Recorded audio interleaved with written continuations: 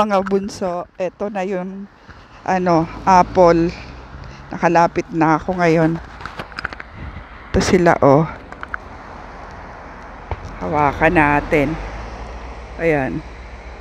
Hindi pa po sila hinog. Yan. Lahat po yan. Apple. Hanggang doon sa dulo. Huwag na po tayong pumasok at ayun, no, nahulog na siya. Kasi nga naulan. Ayan, o.